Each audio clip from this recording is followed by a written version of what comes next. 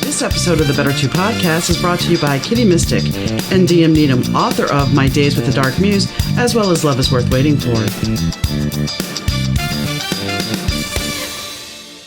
Hi, gang. Donna here. Thanks for tuning into the Better Two podcast. Today's guest is Dorothy Graham Odell. Dorothy and I talk about her book, Overcomer.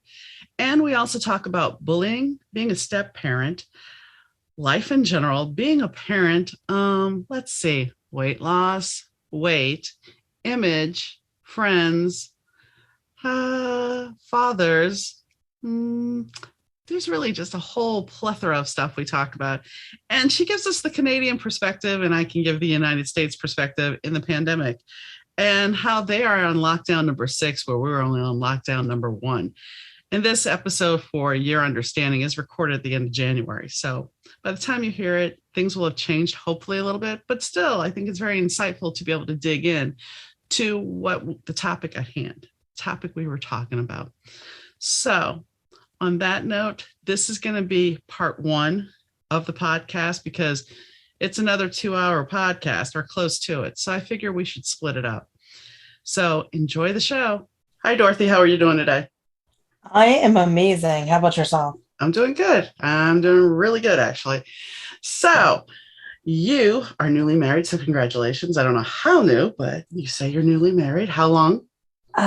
2 years. Oh, well, that's not really new at this point.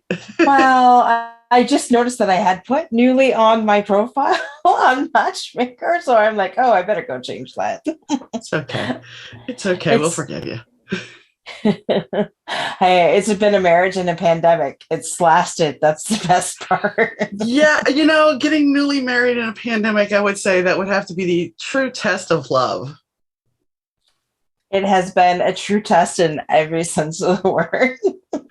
And you're also a stepmom. Yes, I am. I have an amazing, witty 10-year-old that is probably going on 40. Yes. So is he living with you guys too? Is that part of the pandemic fun? No. He lives mostly with his mom, but he's with us every other weekend and one day during the week. But when the pandemic hit, I'm the only parent out of 4 of us that could potentially work from home.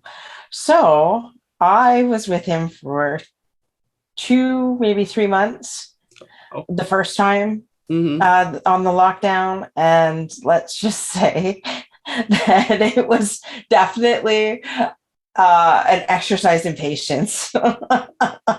Becoming an instant step parent or an insta parent is a very interesting thing because I went through that myself. I became an instant parent of a 4 and a 6-year-old. Oh, wow. And they were 2 little girls. And it was one of those things where it happened pretty quick. Yeah. So I can feel for you because all of a sudden your world is completely flipped and you're like, wait a second, you change how you talk. You catch yourself more if you cuss. All of a sudden, all those things that you used to think were funny, you're looking going, wait a second, that he's going to pick up or she's going to pick up on that. Can't watch that now. So yes. I often joke because at the time we had Beavis and Butthead were popular. And we didn't have cable, but my sister-in-law sent me a videotape of it and I'm watching it without the kids. And I'm just like mortified. I'm like, oh my gosh, my kids will never be able to see this. And by this point, they're 8 and 10. And after I left, my friend had it on and I laughed my fool head off because I wasn't so worried about the developing minds of children.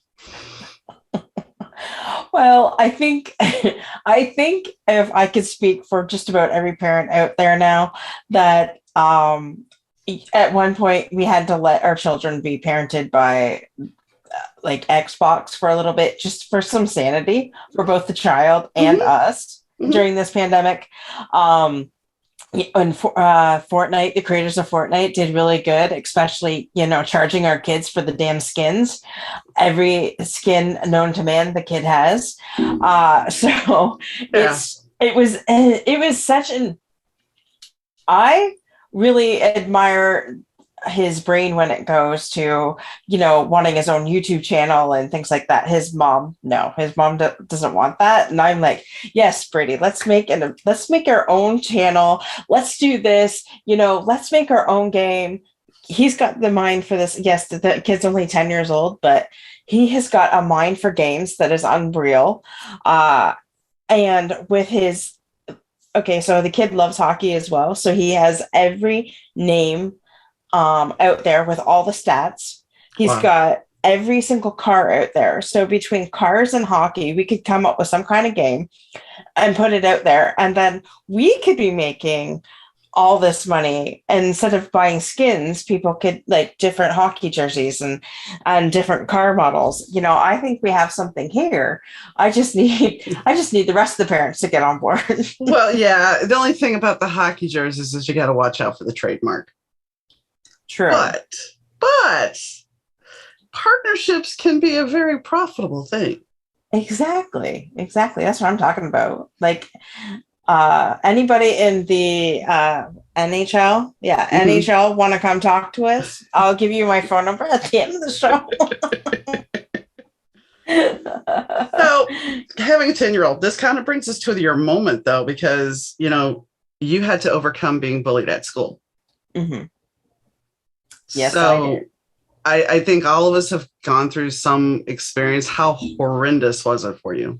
I mean, I hate to put it that way, but it was pretty bad. Like I would come home crying every day, and then it got to such a point where I ended up having this like, well, F you attitude, because I was just, it was insane, and it happened to be the same guys over and over and over again. Mm-hmm. And so I spent pretty much my entire public school career from 2 to 8 in public school, where it was just every day it was the same thing. And you get to a point where you just hit a low patch in your life and you just believe what these guys are telling you, and then you just develop like this attitude where, fine, I don't need you in my life, right? And then you tend to shut down and you tend to close up. And that did happen. I mean, it's taken a lot of therapy and a lot of different things to get through that. But it was mostly bullied for my weight, being overweight, being that girl that nobody wanted to hang out with. And I had a couple friends in school, but it wasn't like they would go to bat for you. It was just like they were just there, and I can only remember going to one of their houses. So it wasn't like a lasting friendship. I haven't even, like, I'm Facebook friends with 2 out of the 3. So it was, it's just one of those things. I get it. I mean, I can sit here and go through high school, and I remember it was sophomore year. My mom had already moved up to Shreveport, and I was living with my grandmother at the time. And this girl, girls can be catty. Girls can be super catty. And this girl comes over to me. She was kind of an acquaintance of mine, but she was in our group that hung out. And she says to me, well, if your mother loved you, you would be living with her, not down here with your grandmother. Oh my gosh. And I still remember that comment. And I mean, I'm way past high school, but it's still something to this day that still just kind of stabs me in the heart. And then from there, I went to a public school, so no more uniform. Now I'm dealing with boys. And it's like, I have acne, I have braces, and I'm getting harassed by boys.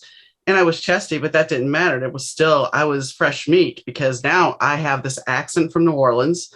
I don't fit in with how I look or dress or anything. And I had boys picking on me, and I remember coming home crying, and my mom's like, I got my own stuff to deal with. I don't have time for you. So it's just like, you have to try to navigate that yourself. And I know you understand that, because I mean, I'm sure at times there were times when nobody's going to listen to me. So I'm just going to let it be.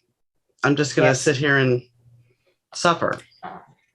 Well, it actually, now that I'm thinking about it, and it's funny because, I've met some incredible people lately, and we've developed a book about body image, which isn't out yet, but it's still in the final stages of getting edited. And the problems that led to. Like, I never even told anybody in my entire life that I would like binge and purge, because I was just, so wrapped up into that, what that body image meant. And, stuffing my face and then feeling guilty about it. So going and throwing it up afterwards. And when my mother reads my chapter, she'll find out that happened. But till then, or when she listens to this podcast. Yeah. But it was like, because my grandmother was overweight, her dad was overweight, my mom was overweight.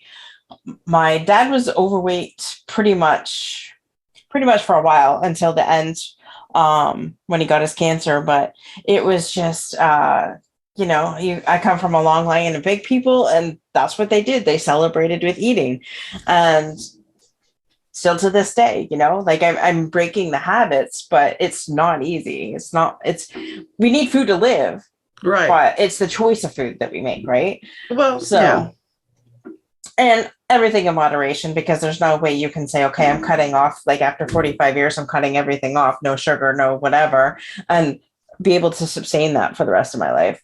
No, I mean, I went on, after my husband passed, I went on Weight Watchers, and I realized at a certain point, I think it was like at the 8-month mark, and even though I had lost weight, I'm like, this is not sustainable, because I've cut certain things out of my diet completely, and it's not that, and I'm craving it. And it's not that it's, I shouldn't have it, sure, but it's more about learning how to eat healthier. Yeah. I mean, I was taught by my mom, by watching her, to learn to overeat because it was comforting. And I'm gonna say this. So the high school girl, when I moved up to Shreveport, I was 185 my senior year, and people were like, "Oh my gosh!" And nobody ever knew it because I was tall. But my mom would consistently say, "Well, you'd be so much prettier if you lost weight." Okay. So then I move out and I'm living with my friends, and I don't have the stress of my mother, and I'm down to 135 pounds. And I'm telling you, we ate junk food. We ate pizza. We ate fast food. We ate Oreos and Doritos every night, and Coke, had a Coca-Cola. And I was down all this weight, and I come back home, and my mom looks at me and she goes, "You're too skinny now. My God. You're gaunt." And I'm like, okay, so which is it? And I mean, I had gotten scouted. But the funny thing is, I recently found an audio cassette of me when I was 21 years old. And I still have a cassette player. And so I got to listen to myself. And even then at 21, my mother was trying to blackmail me to lose weight. Because she's like, and I was like, I think I was a size 14, maybe size 12. So it's not like I was a size 20. Not that there's anything wrong with that, but Right. You know what I'm getting at. So I look back at those pictures and I'm like, I wasn't fat. But so she's trying to blackmail me with buying me a leather dress because it's the 80s and that would have been so cool. And she's like, if you lose this weight, I'll buy you this dress. And it's just like, and I'm listening to myself on this tape, and I'm hearing the depression in my voice, because once again, I'm not worthy. And this carries on throughout my life. And it's still an issue because somebody has drilled it into you. And I had the opportunity to have, to see somebody that I really wanted to see, and I backed out of it because I wasn't comfortable enough with me. Yes, I totally resonate with that. As a matter of fact, I just shared with a friend of mine the other day. I don't even remember who it was. I used to work at Pizza Hut back, putting myself, really? Yeah. Putting myself through college, working at Pizza Hut. And there was this guy that worked there. He was like hot. He was like 6'5". I'm like 5'5" right now, but he was like so good looking, and he always had a girlfriend, and I felt bad for him because his girlfriend dumped him. And so I had what's the chance of him actually listening to this? Because still to this day, he doesn't know it was me. I went to the floral shop and across the street from the high school, and I had a flower arrangement delivered to work and said, "From your secret admirer." Right? Wow. Okay. Oh my God, I was freaking out. So he was like asking our manager, "Hey, who do you know? Do you know who this was from?" Thank God I hadn't talked to her before that. And I'm like freaking out. So every time he comes around me, he's just being a dick. So I told him off. I'm like, "Get away from me." Like, stop it. And I'm feeling like, what the hell did I do? Why did I do this? Because I like to make people feel good. I like to make people feel loved and appreciated. And that was my act of love, or, Yeah. and Yeah. I was just like, never to be ever found out.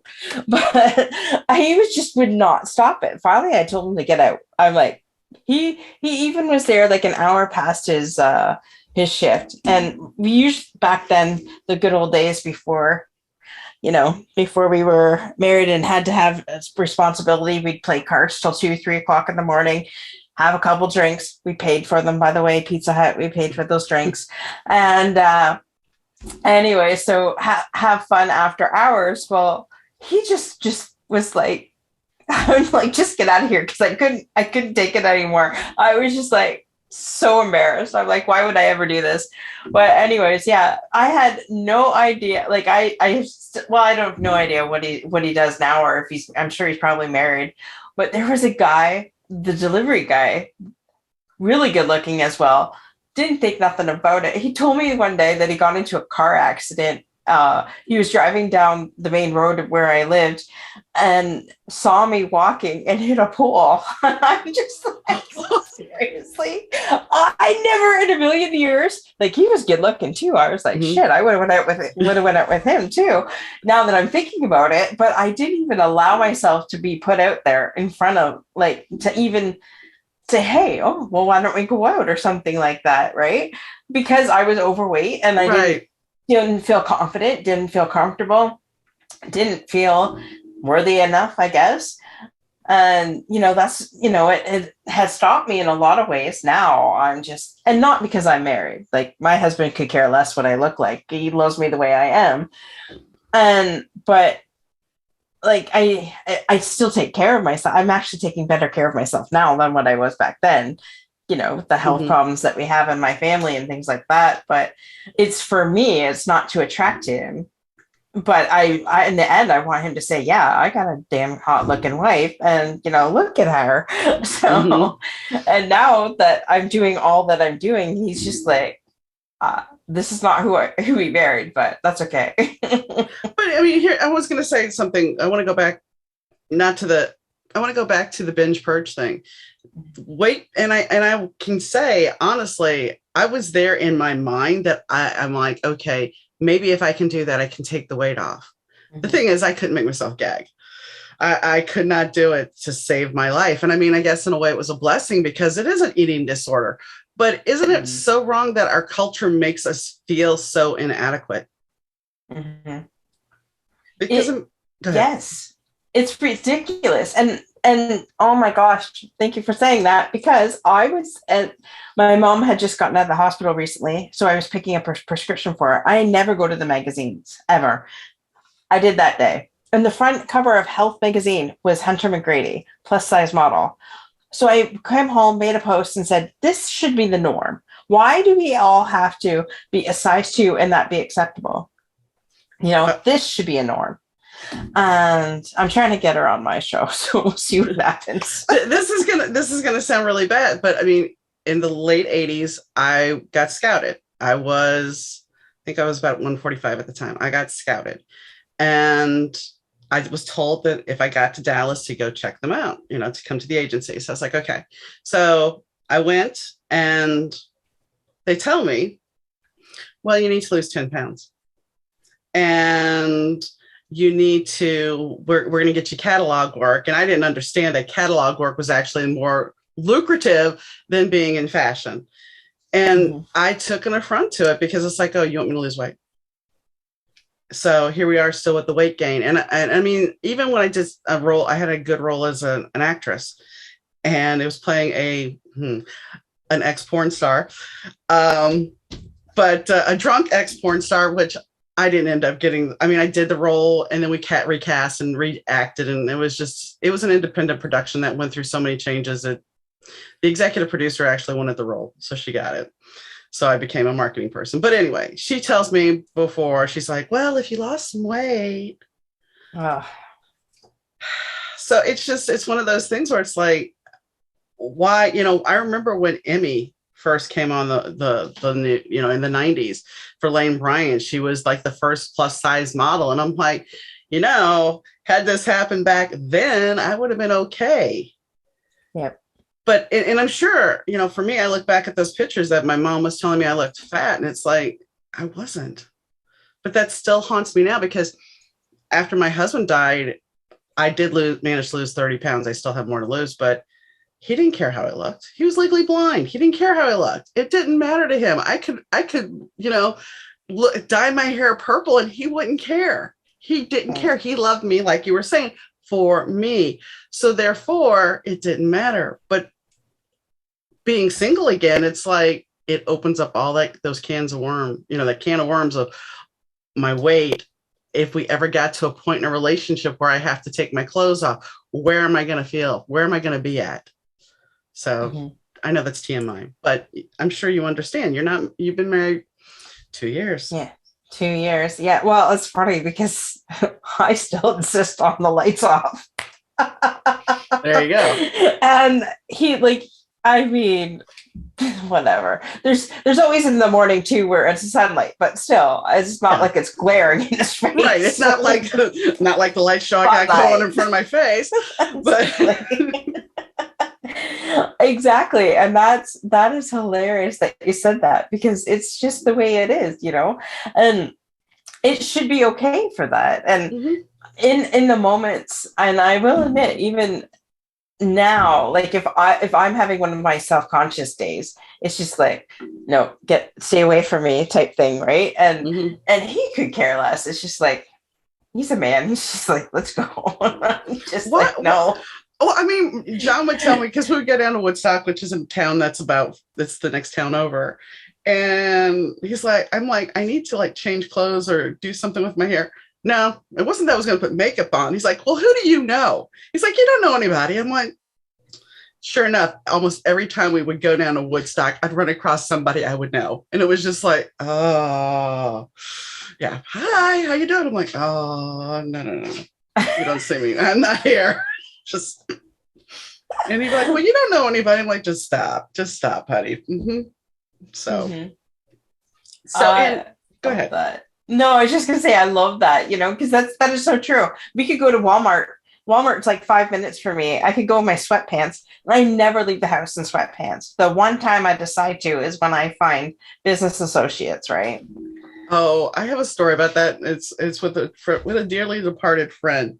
Back in the late 80s, my friends and I all decided to have a Duran party. A Duran party, which, yes, this is going to sound cheesy as anything. Anyway, we were dressed up as our favorite members, which was just ridiculous. And one girl, she wasn't a girl, she was older than us. My friend Angela, who's rest in peace. She's like, okay, well, since we're way over here, nobody's going to see anything. So she dons the Duran headband. So we got to the grocery store and we were getting ready to leave. And there is her ex-husband's best friend. Hi, Angela, how you doing? She's like, I have never been more embarrassed in my life. The dog thinks so. So, yeah, I mean, there are things where you think you're okay, you're going to be okay. And lo and behold, there's that moment. Yes. So. That is awesome, though. I love that. Duran, that is one of the top, those were one of the top artists back when I was younger. Yeah, they were. And they're a pretty cool group of guys to hang out with. So, but yeah. You've hung out with them? Yeah, but I'm not going into detail. So, yeah. Nothing, it's all PG. I will say that it's all PG, nothing bad. So, right. I love that, though. I got to meet NXS too, so. Nice. I've been fortunate. So, yeah, I've had a wild life. But anyway, this is not about me. This is about you. So, you wrote a book called Overcomer. Let's talk about that. Yes. So, at the beginning of the pandemic, I decided to write this book that had been brewing for about 5 or 6 years. And I kept putting it off, and God's like, no, girl, you need to write it. So to make a long story short, I decided, okay, so I sat down and within 3 months had the book wrote, Nice. had it out there for the world to see January of the 2021. So it is a life story, my life story, about being bullied and low self-esteem and the abusive relationships that I had been in. And my uncle took his life Christmas Day 24 years ago. So I speak about that as well. And my parents have been pretty much ill as far back as I can remember with either heart, diabetes, stroke, whatever.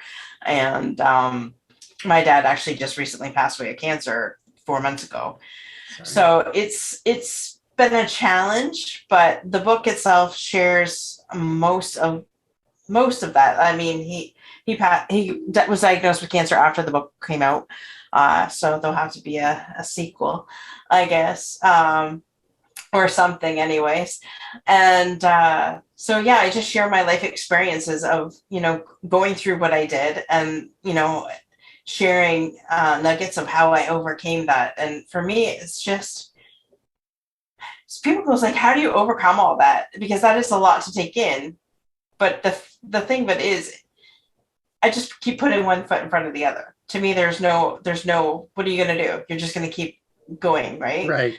So that is exactly that's exactly what I do, and just never giving up, persistence, and just never giving up. So Well, you can't give up because I mean that's the thing. It's like you've dealt with somebody with suicide. I've dealt with somebody with suicide, and it's like you can try to convince somebody that it's going to get better, and some people are never going to hear it. You right, have if you have it at your core that you're going to make it through, you will. yeah, exactly.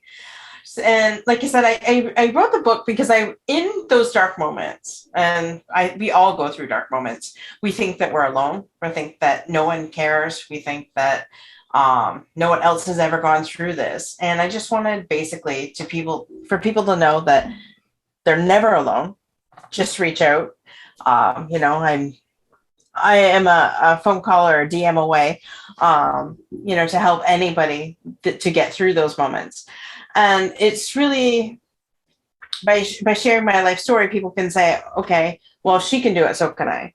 And trust me, I am nobody special. I'm just some chick decided that I was going to get my story out to help other people. And that's the only difference. I never gave up and I just kept going.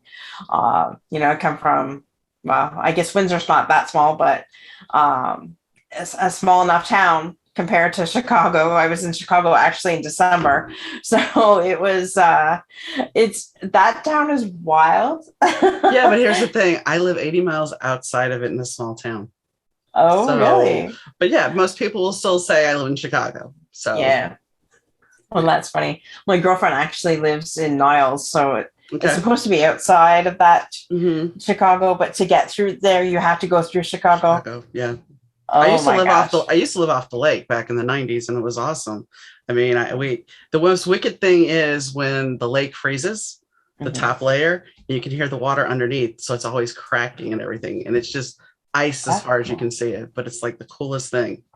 However, when it's smelt season, the fish decide to come on the beach and die. And so it becomes very stinky, especially because you don't have air conditioning in your apartment. Right. So Well, go yeah. catch the smelt and eat it. Some people eat it. I mean, there's actually a smelt fry in my town that I live in, but there's also a cow in the middle of town, not a live cow, a statue of a cow. So that should tell you everything you need to know about where I live. I'll have to Google it because I'm clueless. Yeah, that was the first time I've been in that area. Well, So, the first time I came up from Indiana, and my friend drove me past Buckingham Fountain, and this tells you it was the early '90s, and I'm like, oh look, it's the Married with Children fountain, and she's like, what? I'm like, well, that's the fountain. She goes, it's Buckingham Fountain. I'm like, oh, okay. Like who I didn't. knew? Yeah, who knew? I'm a tourist. What can I say? It took me a Exactly. while to get to the point where I didn't say Illinois. I mean, it's Illinois, but everybody there's that S there. Yeah, Yeah, you got that silent S. So, that was what hilarious. makes you, do you feel better now that you put your story out? I do feel better. and actually writing my story, like I've been through therapy, obviously, for, the relationship and things like that. And well, I shouldn't say obviously, because a lot of people don't. And I want to take away that stigma that it is, you're crazy if you seek mental health, because being inside of an abusive relationship where you're told that you're stupid and that you're no good and no matter what you do, it's never right. And you could, heaven forbid, if you changed your mind at the last minute, that was just something that should never have happened. Right. Right. So when you go through that and then you think, okay, well, how bad of a person am I that, I can't do anything right, and reprogram that to rewire it. Um, I'm not going to say that I didn't have things in the relationship that I could have done differently. I'm not going to say that I take responsibility for the stuff that happened, but to write that story, it was like another layer of the onion being peeled off and being healed.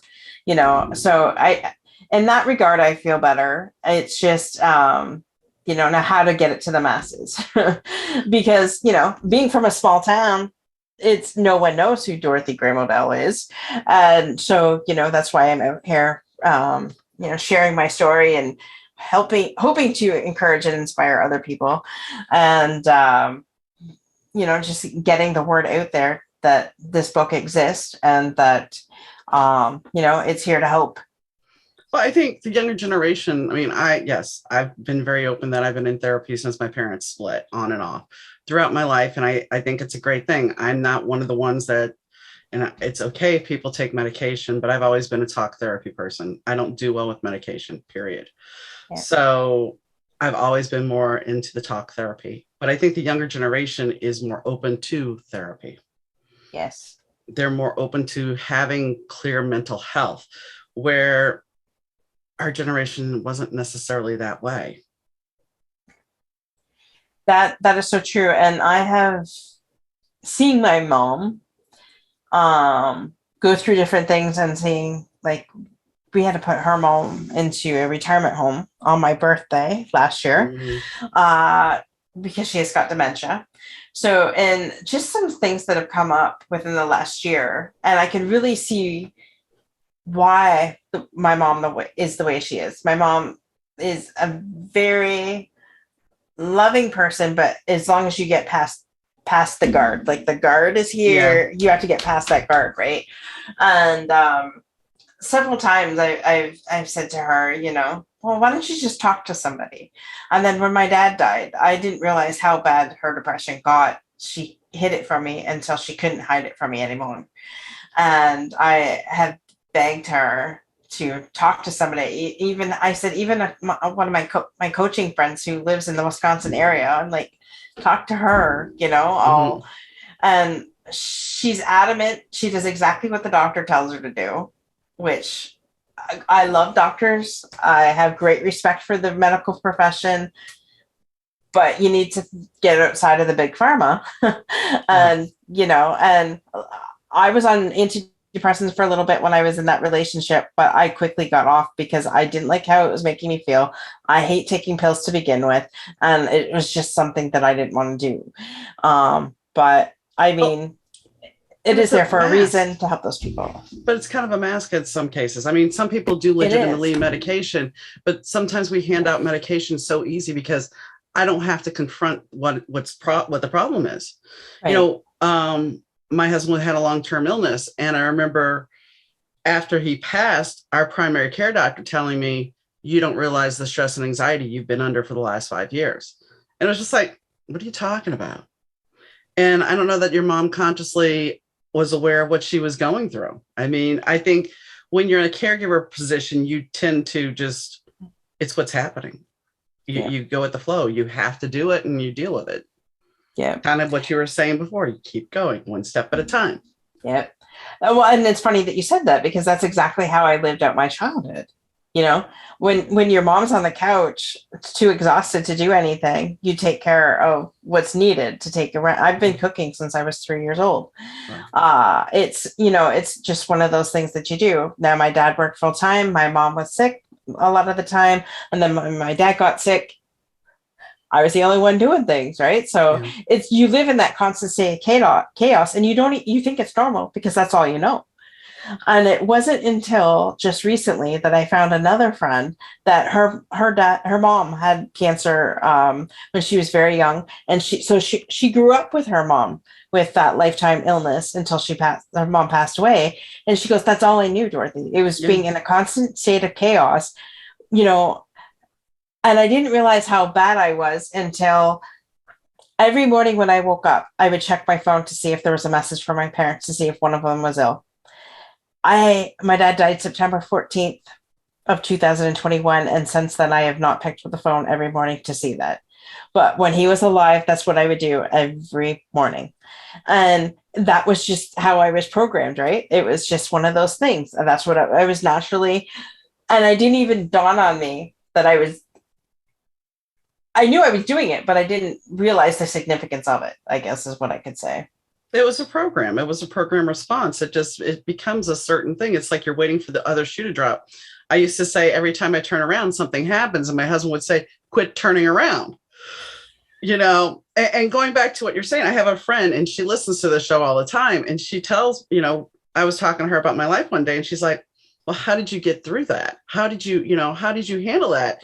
She's like, this is crazy. I can't believe you lived through this. And it's kind of like, it was life. You don't think when you're going through it, it's your life. You don't see it as anything different. It wasn't until I got older that I saw other girls with their mother having a solid relationship that I was like, oh, so this isn't really healthy. Even though part of me already knew that, it was just a whole nother whammy because, and I'm sure you've gone through this when you have a friend whose mom and them are so tight and they do things together and they have this bond and you're like, okay, so that, yeah, I can't have that. I wish I could. So you gravitate to other people that are like mother figures, but you're trying to fill this void.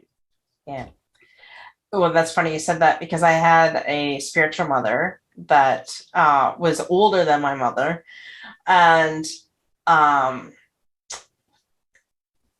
so before full disclosure, I love my mother, and my mother and I have like a better relationship now than when we were growing up because my mom and I were exactly the same. So we would butt heads a lot. And so we have learned to appreciate each other for who we are and, not look at the past hurts, right? We've let that go because my mom would try and sabotage every diet that I was on as well, and things like that. And so there was a touch of competition. Well, now that you say that, yes. And I had she's never going to hear this. So she's if she does, we're sorry, Mom. We're sorry. But I had a boyfriend at one time that said, I didn't tell him anything about my parents, and I never brought guys home. You had to be pretty important in order for me to bring you home because I was very protective of my parents, and no one's getting through to them at all. So we had him over for dinner one day, and I didn't say nothing. And we got back to his apartment, and he goes, it's like it's a competition. She has to try and outdo you. And I'm like, I never even really thought of that until he said it that way. And I didn't say nothing about him, about my mom, nothing. And I'm just like, wow, for somebody who has never even met my mom till today, that was like a real eye opener. Mm-hmm. And if you question her about it, she's like, well, I didn't do that. I didn't do that. So she doesn't do it maliciously or consciously, it's subconsciously. And the last year that we've gone through with her mom, I can see where she gets it from.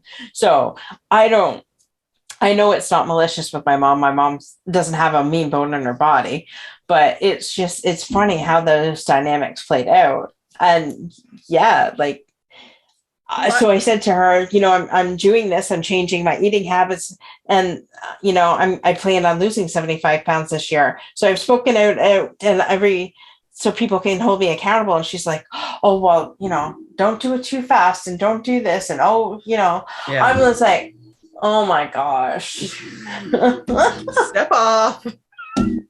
Just step off. Let's stop, Mom. No, I get it. I get it. I mean, my mom liked to compete, and I didn't really realize it until I got a little older. The funny thing is, speaking of people not knowing, my dad's mom, the first time my husband met my dad's mom, I always thought my grandmother was this nice lady and da da da da. Even though now looking back, she liked to put people against each other, cousins against cousins, spouses against, she always took the guy's side. Even she liked my husband better than me at one point, which is just insane. Oh. But the first time they met, my husband looked at me afterwards. He goes, "Your grandmother's a pistol." I'm like, "Excuse me?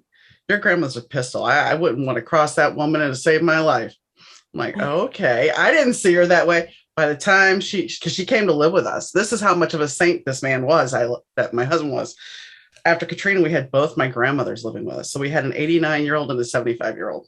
It was like having two kids because they would tell on each other. Oh my gosh. Yeah, they would. The phone. I came home one day from work and they had dropped the cordless phone. And so I know they've dropped the cordless phone because they can't get the battery cover back on all the way. So, I mean, it sounds like I'm talking to two kids because I'm like, okay, so who dropped the phone? I didn't do it. I didn't do it. I guess the cat dropped the phone. I guess. Okay. Wow. So sometimes, it was like having two kids, and he was okay with having the 2 grams for a while, but it was just like, wow, I can't believe you're this patient. But yeah. Well, that gives me hope though, because my dad was exactly the same way. And so the way you're explaining it, it's almost kind of like we've met before because we basically have parallel lives, Donna. Mm-hmm. And it's just like my parents brought my grandmother into their home 6 years ago, and she was living here in Windsor by herself, but she was falling all the time. So I had a family meeting without me, told me to hurry up and get here, then had a family meeting without me for them to have discussed that, my mom and her brother agreed that my grandmother should move in with my mom. And my dad is a saint because he agreed to it. That man going through chemo and radiation treatments, cleaning up after my grandmother, and the things that man had to pick up, no man should have had to pick up. And while going through cancer treatments. Yeah. And I'm like, there's not another man alive that would ever put up with this shit. Not and like shit literally. So it was just like it's like, there is not one person out there that would be this patient. Like I couldn't even ask my husband to do that because I know what the answer would be. So it's just it's ironic that there are good men out there. Not to say that my husband isn't a good man. No, but I mean he has his limitations. I mean, I remember my grandmother went to the bathroom, and this was my mom's home. She went to the bathroom and she had a walker and everything, but she goes to the bathroom, she's in the toilet, and we hear this thud in the bathroom. So I go to open the door. She goes, "No, you can't open the door." I'm like, okay. She's got her hand holding the door, so I can't get in. And I'm like, "Grandma, you're going to have to let us in so we can get you up." "I don't want John to see me naked." And John says really loudly, "I don't want to see you naked either." Finally, she acquiesced, and we got her dressed and got her up. But it was just kind of like, how do you deal with this? And I mean, after she passed, she had moved out. And I didn't know, but she had stuffed dirty diapers in the closet, in the trash bag, because she didn't want anybody to know. And it's like, I guess, going back to the weight loss thing, I guess as we get older, there is a certain humility about that because they were, it's weird looking at your parents. And I know you've gone through this and your grandparents and seeing them age. I mean, granted, we've aged as well, but it's a whole different thing because you were used to them being so vital and so virile and so strong, and then they're not. Yeah. Oh, that's funny. I don't age. I don't see myself age. I can see everybody else age, but I don't see myself age. I look in the mirror and it's not like I see myself as a 12-year-old girl, obviously, but I don't think I did, that 10-year challenge that they had on Facebook a couple of weeks ago. Yeah. So I put my 10-year challenge up there and everybody's like, you haven't aged at all. I'm like, thank you. But my husband has to say that I am an old woman and gets his son going with him on that. And it pisses me off because I know I don't look old. He is a year older than I am. And for him to call me an old lady, like it just about sends me into orbit because I'm not. I have been told my entire life I look 25 years younger than what I actually am. And, so that's one of those things that. I get it. I mean, I had a guest from Australia on here one night and we're talking and she's like, well, no, you couldn't have lived in the 70s. You're my age. I'm like, how old do you think I am? And she's like 37. I'm like, well, thank you very much. But no, I said, I'm actually 50. I was 53 at the time. So I know I don't look 54, but I can look at myself and of course, I'm my own worst critic. But I think we've aged, the whole thing about, well, why is Gen X aging differently? Well, because we don't have the freaking bouffant hairdo and the polyester clothes. That's why. I mean, Remember our hair was like, yeah, the big hair, like the 80s hair where like you take a thing of hairspray. Yeah, Aquanet, turn your hair upside down. Aquanet concrete in a can. The cheapest concrete in a can, 99 cents, and you were good. My friends and I live with two other girls, and we had this, the full-length mirror that was attached to the door. And if we were going to the club, it was one on top, one in the middle, and one sitting on the floor, all doing our makeup. There's no special lighting or anything. And then it's like, okay, I'm going to do my hair now. So disperse.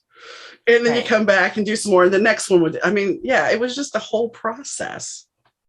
Yeah. Whole process. Black eyeliner, it was a different time. A good time. Those were the good old days. Yeah. Well, I was talking to somebody the other day. It's like, do you realize all the stuff that we could do that you couldn't do today? I mean, if you went by the only way you were going to find out if somebody didn't answer their phone is either go by where you knew they hung out at or stop by their house. And if they weren't there, you were SOL. There was none of this tracking down. Yeah. And when you think about the bullying factor, I think, even though we had it bad, I kind of think sometimes it's 10 times worse now because you can't get away from it. Yeah. Well, especially with cyberbullying, and things like that. Like my nephew, he'll be 20 in a couple weeks in March 15th. And he not only got it at school, he got it from his stepbrother as well. So the kid, he would be in tears. And then when we brought it to my brother's attention, my brother's like, well, I'll fix the other kid. Right. And it's just, I feel bad for him because he's always been picked on as well. He was very skinny though. Oh my, he's still skinny. His like arms and legs are like a toothpick, but kids have always got a tease. You're either too big or you're too small, or you're gay or you're straight or your hair you've got purple hair. Yeah.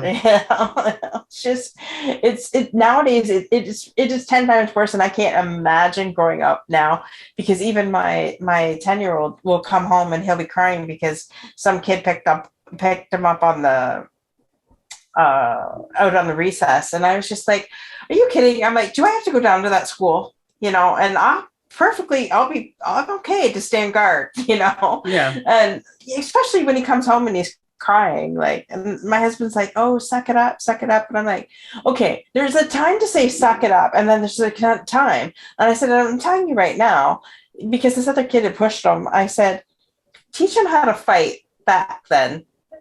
Because if the kids are just going to do that, I get there's a zero tolerance. Well, there's a zero tolerance unless it's my kid. Then they get to, go and do whatever they want. But I'm just like, you got to start teaching him something because, his feelings are hurt. And if he's hurt now, what's it going to be like when he's like 15, 16 years old? Well, I interviewed somebody on the podcast who was 14, and by 16, he tried to commit suicide by leaping off a building. And I mean, at 14, he's like, I just want to fit in. I want to be popular. I want that perfect Facebook picture. And even when he got it, it still wasn't fulfilling. So what are we teaching?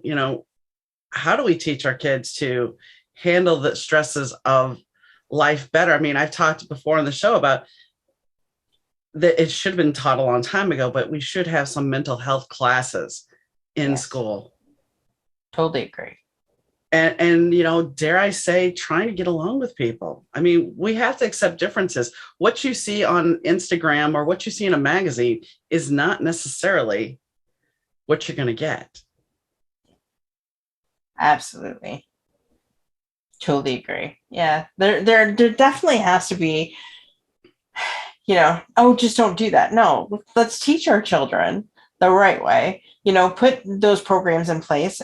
And get them the help that they need to get past it instead of just putting a Band-Aid on it and things like that. Like, yeah. Well, I mean, when you're talking about him, your stepson getting tripped, and if you take this to school, you can almost hear the statement of, "Oh, boys will be boys." Mm-hmm. Well, why do boys have to be boys? Exactly. And here's the thing, I'm going to say, I think for us, and I don't know how. I think we're in the same generation. We're pretty close. Yeah. For us, girls were catty, but we weren't violent. Nowadays, girls are, I think one time in my whole growing up life, I saw a fight at a mall. My grandparents had taken me to the mall and these girls were just going at each other. And I was just like mortified. And a few years ago, John and I went to the mall and there were girls fighting out in the parking lot. And I'm just like, when did we become so agitated and violent about things? That's a good question. I'm not sure exactly when that happened, but I mean, you're right. It's out there. And what are we teaching? Of course, if you, through this pandemic, if you look at some people's Facebook posts, ready to go to bat, whether you're vaxxed or unvaxxed, don't even get me started with that. No, I know. I mean, it's just, it's like you can see where it comes from. Sometimes it is actually their parents. Not that we should blame everything on their parents, but like the one kid that was really bullying my stepson. So I was talking to my son's mom and she's like, well, if you happen to see their parents, is every other word out of their language is the F word. And John, we'll say the kid's name is Johnny, get your ass over here, get in the car type thing. So the kid's getting it from home, learning it there, bringing it to the schoolyard. So I don't know. I think we should just be mindful of what we say to our children and how we talk to them, and teach them it's not okay to bully somebody, and teach them right from wrong, or there are consequences. I mean, you said something earlier about Xbox babysitting. I get that. I mean, sometimes the girls would sit in front and watch DuckTales, or they would watch, Beauty and the Beast. They would watch a videotape. I get that. Sometimes as a parent, you need that. I understand that. Yeah. But I go back to this, when the girls were watching Full House, the youngest one started mimicking. And me being the parent that I was said, okay, we're not watching that anymore. What do you mean? We're not if you're going to pick up that, you're going to start being sassy. We're not watching it anymore. Yeah. And then we went over, second husband, went over to babysit his two nieces, and they're watching Hannah Montana. And I'm sitting there going, and this is Disney? And they're very rude and very obnoxious. And this is what our kids are being spoon-fed. Yeah. And we wonder why we have attitude problems. Yeah. And I mean, people can come at me for this, but Disney is not the Disney I grew up with, where everything was all nice and pious. Now it's, what are you teaching your kids? Well, and now with the World Wide Web, these kids can get into any YouTube channel, unless it's parental controlled. And the amount of stuff, I just happened to sneak up on Brady a couple times, and I'm like, I went out to my husband, I'm like, do you see what he's actually watching? I'm like, go get that shit away from them, because it's Well, like, there's talk that 8 and 9 year old boys are watching porn. And the problem is this sets up false expectations when they get older to think that this is what is expected. This is what sex is supposed to be like. right. And in some cases, that's not exactly what sex is going to be like. No, not at all. Not at But all. I mean, and as a parent, that's why I'm like, I feel sorry for parents now, because there are so many things against them, against you, that how do you fight it? How do you police each battle? I mean, my worst thing was the girls had learned about sex through somebody at daycare, and they wanted their dolls to have naked sex, and they didn't know what that was with their new Kids on the Block dolls. You know, I Yeah. mean, yes, I'm dating this whole thing, but that was the big scandal, is walking by the room and hearing them laugh and going, what's going on? Michelle wanted the Barbies to have sex. Excuse me? What are you talking about? Go take a little one. What's going on? Oh, well, it's when you lay on top of a man and a woman naked. Then they lay on top of each other naked. I'm like, oh, there's more to that, but we're not going to go there. You're too young. I think she was 7. And I was just mortified, because it's like, I didn't know anything about that at that age. Yeah. Oh, that is so true. And well, as being the stepmom, I don't have the last say. No. I that's between like Mm-hmm. the mom and dad. So I'm just here as a to be neutral and to give my opinion, to help guide. Mm-hmm. You know, but yeah, like I see this now, and I'm just like, oh man, we are gonna be in so much shit in a couple of years, like if we don't nip this now. Well, and I mean, yes, this is going to be a conversation where if you don't want to talk about it, it's fine. But I mean, our generation, we didn't sit. While we may have had some outlandish things, we didn't sit there and go, well, I'm still a virgin because I didn't do that. I did oral or anal. We didn't do that. Now that's a big thing, and it's like, really? But Yeah. that's how we're getting around it, and it's just like, I don't know what to say. I'm just I don't even want to be around for this next conversation, considering we've well, I think my husband's gone to bed, but it was there was a conversation. Can you tell him to put it away, not play with it?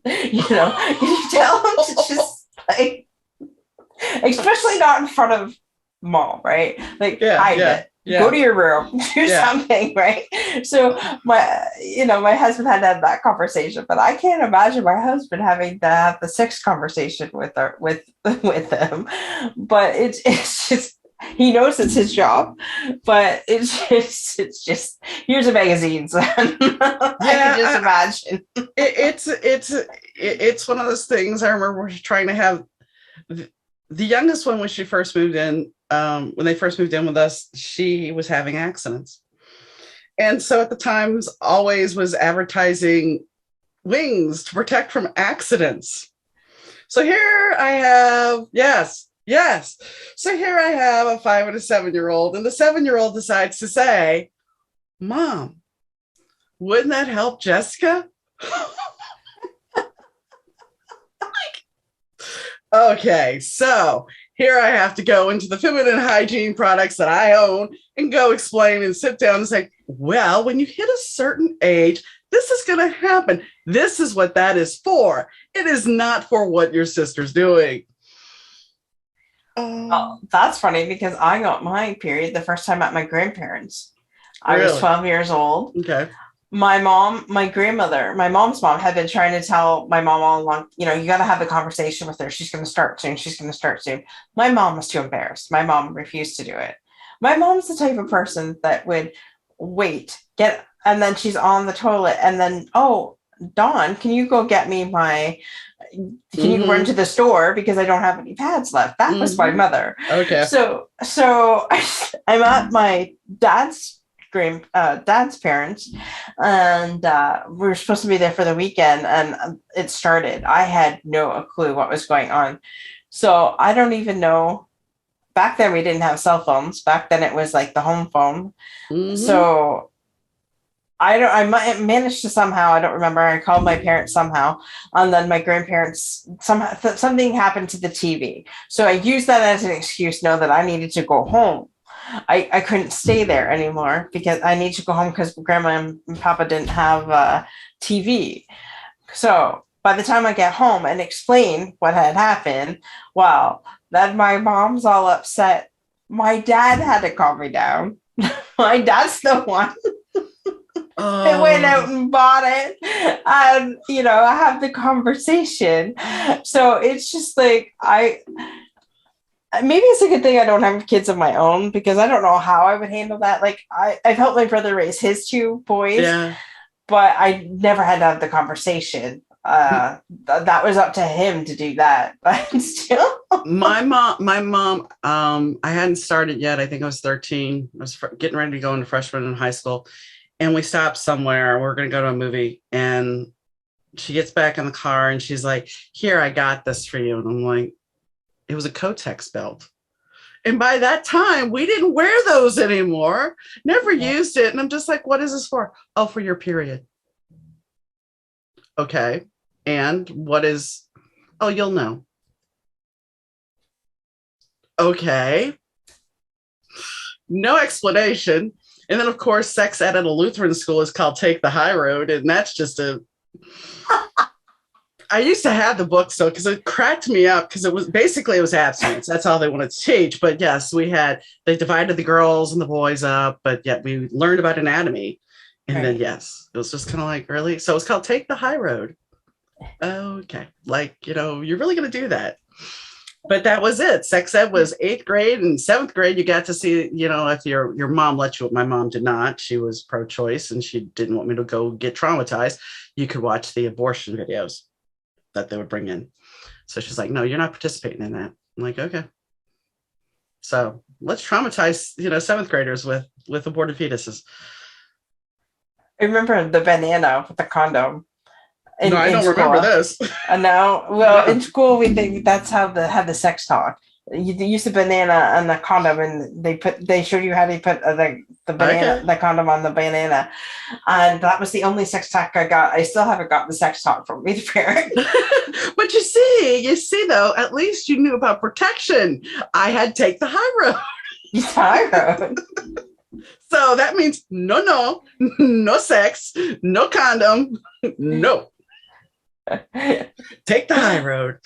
Yeah, okay. And that could be construed a lot of ways. Are you high or what are you doing? I mean, right. That was the Lutheran school I went to. And yeah, I don't think I ever really fully had the sex talk either. I don't think our parents, my dad's version of a drug talk, the anti-drug talk was, I was 21. I had gone down to New Orleans to see Duran Duran. And he tells me, he's like, well, I'm just going to tell you this. Don't do drugs. I've tried them all. They're not good. Don't do them. Okay. So you've tried them all. I didn't even go after him but say, so you've tried them all. I didn't even bother because I knew he would not answer. All right. And I trusted him because he was a party guy. So I was like, okay, so yeah, you've tried them all, Dad. That doesn't say much about, father figure. Say what? Of course, my dad was the man who dropped trow on the back of a pickup truck at a St. Patrick's Day parade to put on a pair of bikini underwear that he caught. Oh, wow. Well, my dad went to Woodstock, so my dad's tried it. Cool. That's pretty cool. I went to our generation's Woodstock, which was Live Aid, right, which was awesome. But that's a story. Woodstock, you can be proud of, dropping trow on the back of a pickup truck and on Canal Street. Well, that being said, he did save a person from a burning building when I was a kid, a baby. So that I'll give him credit for. So, but yeah. Yeah. That is awesome. What, the underwear part? And now I have this visual. No, I'll give you a really bad visual. And yes, this is digressing into a really bad conversation, but technology is a wonderful thing. Mm-hmm. I live here and my dad lives in New Orleans. And a few years ago, my stepmom's like, let's do a Skype call. I'm like, okay, that'll be cool. I'd really like to talk to dad. That'll be awesome. So she's like, well, dad, your dad's getting a shower. As soon as he's done, I'll call you. I'm like, okay, fine. You should know where this is going. You really should know where this is going a mile away. So we're sitting there and we're talking. He's in his robe and we're just talking. He's like, well, I'm tired. I'm going to go to bed. Okay. He stands up and he disrobes. It's just like, no. Oh my God. I don't need to see this. Don't. I thought you were going to tell me instead of just robing that when he got up, the ropes opened. No, he disrobed. He disrobed. He was mooning his baby. He did not realize he was not off camera. This is the second time, unfortunately. There was other time he had gone to a Christmas party and the girls and I were staying at his house. And I told the girls, I'm like, well, I want to sleep in because we're going to be leaving. So you can go in the living room, watch some TV. Once again, parent TV. We do this occasionally. Yeah. And the girls come back in and they're looking terrified. And I'm like, what's wrong? Something's wrong with your dad. I'm like, what do you mean? Well, he's out there, but something's wrong with him. Okay. So you stay here. I go in the living room. There's my dad laying on the sofa naked, drunk and naked. Oh my gosh. I'm just like, okay. No. So I go back in the bedroom and starting to get ready. And he wakes up drunk and he wants to go to breakfast. And it's like, okay. He had gotten dressed before he came and got us, but it was just like, yeah. Too many things I don't want to know or see. Mm-hmm. Yes. Yeah. Well, I've had to help my dad. He was in the bathroom and he had just had a procedure done to remove something. Mm-hmm. And he was in the bathroom, went to go stand up. Well, where the incision was, he had to wear a pad to protect that area.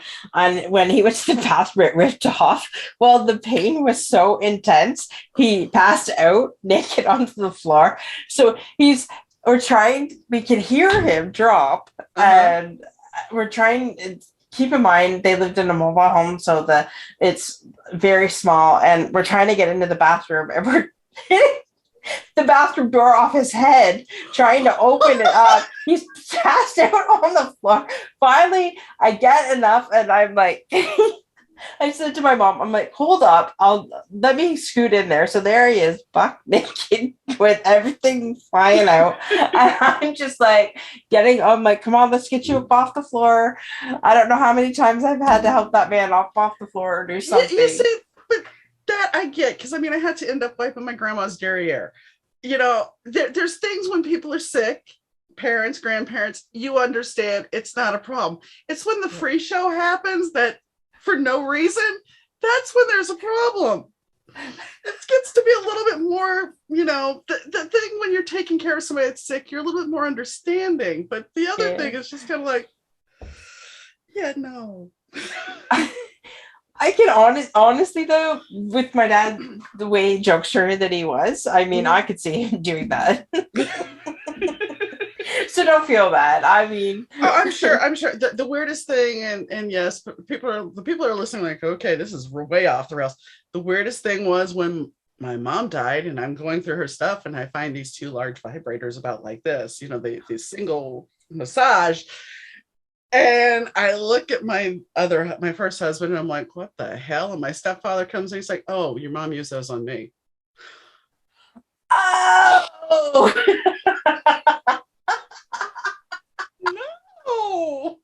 No, la, no. I don't want to know this.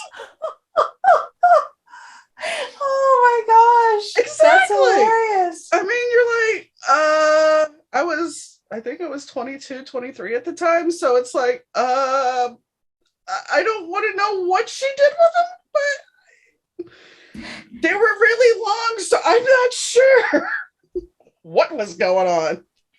Wow. But anyway, now that we've digressed. I don't think I ever have to worry about that. I don't think my mom owns one. I really don't. May surprise you. I would be shocked. She may surprise you. You never know. And as for her daughter, I hope the hell she gets rid of it before she dies, because that's not something I want to touch. Well, there was always that thing about, guys used to say, they would have a buddy to come in and get rid of the porn collection. Right. Yeah, well, my husband's dead, and I have some porn from him, and it's like, okay, so what am I going to do with this? Yeah, They might get a good buck for it on the open market. how am I going to sell this? I guess there's sites. I'm sure there's sites. eBay has everything. I don't know that eBay sells porn. Or do you have a buy, sell, and trade in your area? No. But the lovely things I have a battle axe. And I have some swords because my husband liked all this kind of things. And it's like, all right, so what am I supposed to do with this stuff now? Whips too. You can't exactly sell them on Facebook. No, that's true. When people come into your house to pick up a weapon. Mm-mm. So, yes, now that we've really digressed, I'm sorry. I apologize. When my grandfather died, he had guns. So we just called the local RCMP to come get them, and they were okay to do that. That's a little bit easier, I think. Guns, they have more control over, but the other kind of cosplay, Ren Fair type stuff, it's a whole nother gamut to get rid of. Yeah. There's not like, oh, there's a Ren Fair store. Let me go bring this over here and go, here you go. It's not going to happen, unfortunately. So that was the end of part 1. Hopefully you stick around next time. Next time on the Better 2 podcast will be part 2 of Dorothy Graham Odell. Yeah. So anyway, now that I've been a little cheesy, I hope you enjoyed that part. I think talking about weight loss and the fact that there was so much pressure put on us about image and what we're supposed to look like, and there's still that today. I think it's something that we need to eventually work through and work on, and how do we prevent bullying? There's so many different topics here to unpack, but I don't want to get to really unpacking them until you hear the second part of the podcast. While you guys were wondering where part 2 of the Dorothy Graham Odell episode is, well, it's attached to part 1 here because there were some censorship issues, and certain people didn't like what was being said. So to save grace, I just edited all that out, and here's the rest of the episode attached to part 1. Hi, gang. Welcome back to part 2 of the Better 2 podcast with Dorothy Graham Odell. And anyway, so today we're going to dive into some of the more controversial topics. Something about the pandemic. Yes, and we even talk about vaccinations. And I know that's a hot button for some. And if you get too riled up, you don't have to listen. You can skip this episode. But I think there is some information that you might find interesting because we have a Canadian perspective and a US perspective. So, we talk about a lot of different topics, and I think that overall it's a conversation that some people are scared to talk about. So give it a listen, see what you think. And I'll give you an email at the end of the show if it really bothers you, so you can reach out. So enjoy. So you mentioned you have a podcast. Is that correct? I like to call it a live show. So yes, I do. Because I see it going to TV. That's like how I envision I want it to go forward, right? Okay. So yeah, I'm kind of weird that way. But no, you're manifesting, you're creating, you're visualizing. I'm creating and manifesting that I will be the next Oprah Winfrey. Yes. So that's what it is. So it is Monday nights. It's 7:00 Eastern Standard Time, and it's called Unstoppable Overcomers. So I showcase other people that have, overcome. But I like to not only showcase what they've overcome, but how they helped others doing that as well. I just think I'm a big proponent of giving back. So, we've had so much fun. Like I had a veteran on my show last night that storyteller galore, and it was incredible. So I have a tendency, most of the shows are kind of real, raw and authentic. But then I've also added an element of the show. The last 15 minutes is supposed to be the fundamentals. So what are people's 3 fundamentals that are like non-negotiables on how you live your life? But it has to be fun, and then and then mental. So yeah, we put a play on the spin, but my partner is sick. She came back from Utah sick. Oh, no. I had no voice last night. I was like sucking on halls, and it was like something else last night. But you know, the show must go on, like, you know. So yeah, it's I have fun with that. I've met a lot of incredible people. I'm sure like you have as well, that are just really the world needs to hear their story. And exactly. So, you know, I help them in my coaching business. I help people get to a point where they can share, and then eventually I'll have them on the show. My circle of life. Nice. Well, I mean, that's part of the reason why I do this. It's like if somebody can learn something from you, there's a story I share or a story you share or whoever shares, if it resonates, then I've done something. I've done something with purpose and meaning. Exactly. And that's kind of the reason why I'm doing this. You know, if you don't, my goal is to reach one a show. Eventually, 1 million people living their true authentic self is my goal, but reaching one. It all starts with one person, but that's the thing. People have to be willing to face themselves, and that's a hard thing, as you know. Yeah. It's a very hard thing. So you have another book coming out. When is that coming out? I do.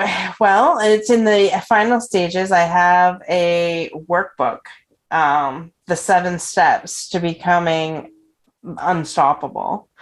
And living a life with less stress and more fun, because I don't know about you, I hit my 40s and it's just like, I need to have fun now. I spent my first 40 years taking care of everybody, so my next 40 years are going to be having fun. So I'm putting the final touches on that. I actually just got in touch with somebody to say, hey, can you do a design for me, and let's get this out to the world, because it's been sitting on my computer for far too long. But it needs to get out to the world. So because I'm finding a lot of people, you know, have been stressed out and being unfulfilled, like alive but dead inside as they're walking down the street, as I use the analogy. And people just need to, you know, bring the fun back in their lives and have that fun. I think we, you know, going back to the 80s for a second, we didn't have all the pressure of, oh, everything's got to be documented. Everything's got to, I mean, granted, yeah, we had a video camera that we brought around a couple of times to the mall, but we never really over documented anything. We lived life and enjoyed life and enjoyed the experience. It wasn't, let me document everything. Let me take a picture every moment of the day. Sometimes I wish I would have memories of those, but I think there's just so much pressure now with the economy getting hinky and the pandemic and, you know, being under lockdown. I think people have kind of, their behaviors have gotten out of hand, going back to the anger and everything. I mean, somebody going off on somebody because their smoothie's not right. Yeah. You know, come on. Yeah. Come on. That is so true. And well, where I'm at, like the homelessness has tripled. And then because people are being locked down and things and losing their jobs and their livelihoods, the mental illness has gone off the charts. I mean, and drug addiction. Mm-hmm. We don't have enough beds available in my city to even cover a third of what needs to happen. So there is, since Christmas, there has been at least one a day, 1 to 3 a day that I'm hearing that are dying on the street, dying from overdoses. Fentanyl is a huge where I live right now. I guess it's insane the amount of people that are ODing on fentanyl. And so I had actually gotten to a point where I was afraid to even open up my Facebook because I belong to certain different Yeah. groups and within my community, and I'm like, it's depressing. Like I can't even look at this anymore, and so yeah, there needs to be that change, and so we're supposed to have there was supposed to be a rally on the 15th here where I live to acknowledge the homeless problem, but to also give the solution. So I'm also going to be using my show to showcase that and Nice. be doing some live streaming right from there. So that, I mean, I know there's homelessness everywhere, but if we could share to the world what we propose, that could possibly help somebody else in Illinois or wherever. So that's why I'm really wanting to get out there and advocate more for these people and to help. Like we even have youth that live on the street, and people. I mean, I know that's not just in my neighborhood; that's everywhere. But people don't, because they live in their shoebox. Mm-hmm. And they don't think outside of the shoebox. They just think, oh, now I can't go out and get my ho-hos or whatever because we're on lockdown. But think about it. It has been minus 14 degrees here Mm-hmm. for weeks, and our kids are out on the street. I Yeah. have a problem with that. I have a problem with that. I have a problem with having somebody OD every day for the last every day for the last 3 weeks. I have a problem with that. Where our mayor just sits there and not addressing the issues, and more people are dying. I have a problem with that. I had a friend, or she's a friend now. She's running for Senate in California in 2024. And she talked to some homeless people out there. And she told me something that I was not aware of, that most states actually give bus tickets to homeless people to send them out to California because the weather's good. But she told me, she's like, I talked to a guy who was an accountant. I talked to, I think she said, a scientist. And the fact of the matter is that they were doing drugs because they never did drugs before. But after they lost their job because of a health issue or something, and it's like, okay, there's no safety net. They lose their job for their health issue. Now, where do they go? They're homeless. They were doing drugs because it's, especially the woman, she said she didn't want to fall asleep because she was terrified if she fell asleep, somebody was going to steal from her or rape her. Yeah. And these are the things that people don't address about homelessness. They just think, oh, well, they're mentally ill.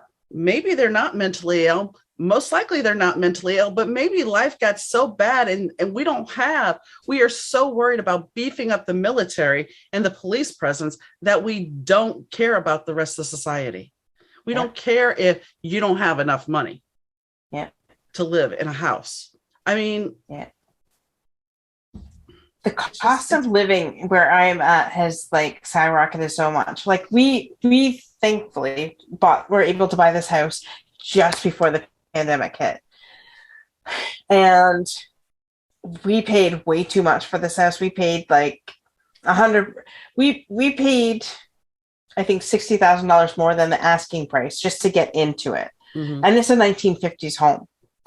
I live on a major road where it is like ambulances are 24/7, and I'm just like, now I know why they wanted to get out of here. Mm-hmm.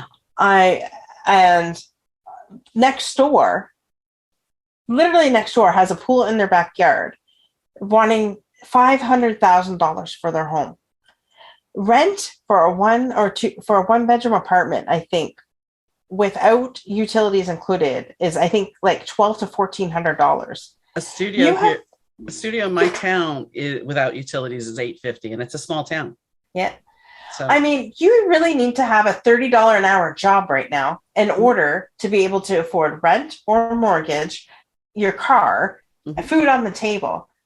Oh, you really have insurance. Car insurance, house insurance. By the time you pay for your basics, you've got nothing. With the pandemic, there have been so many restaurant owners that have lost their everything. Sitting at a Walmart in their car or getting a trailer, sitting at Walmart, and that's not what they have to live in because they've lost everything. Mm-hmm. I guess I've talked your ear off because we've been doing this for almost 2 hours now. Anyway. I have thoroughly enjoyed this, though. This has like been awesome. This may be a two-parter too. Anyway, So, is there anything that we did not talk about that you would like to add? Uh, we've talked about sex, drugs, and rock and roll. So Yeah, baby.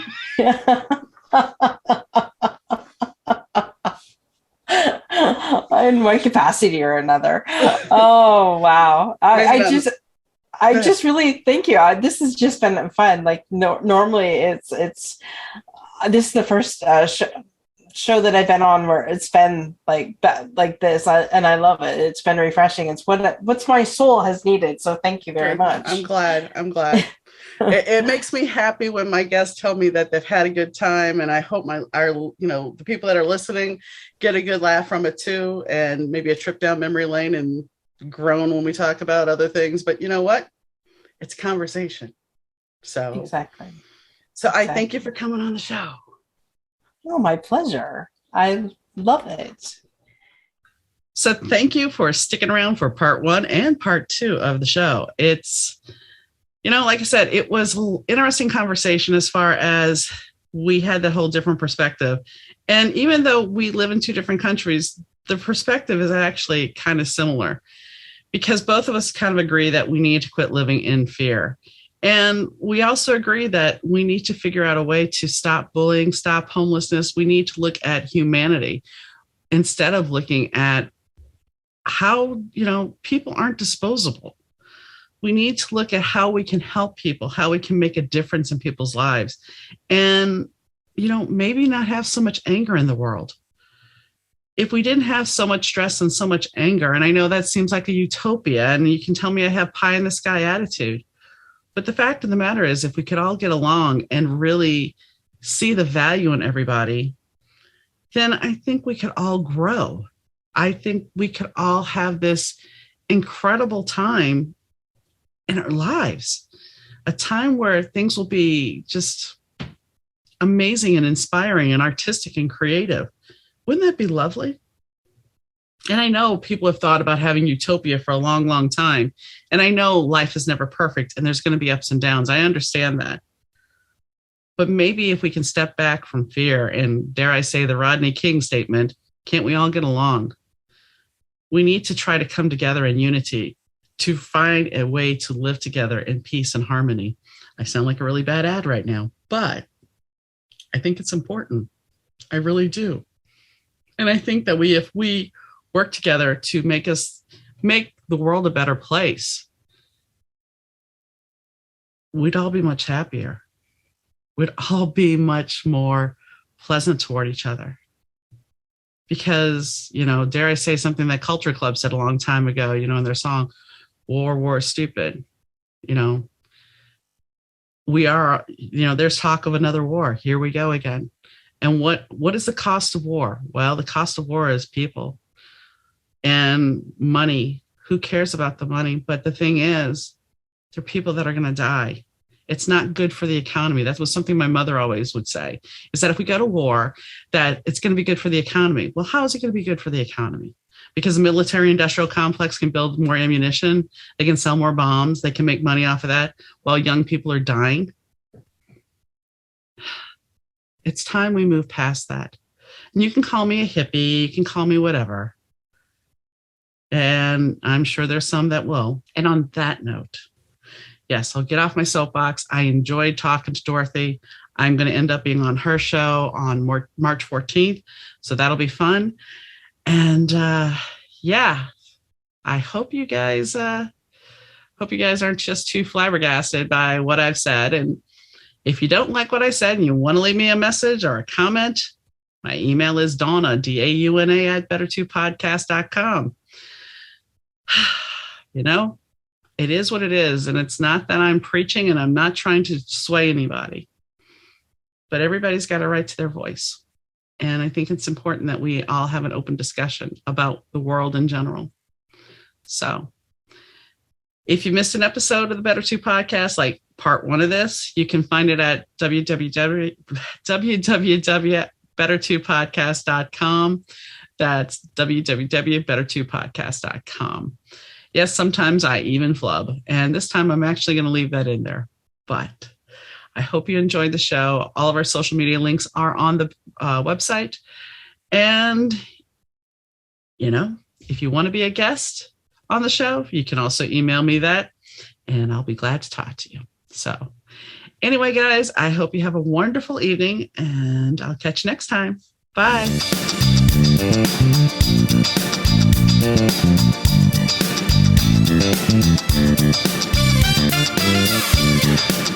The Better 2 podcast is mixed, edited, and produced by Rich Zai of Third Ear Audio Productions.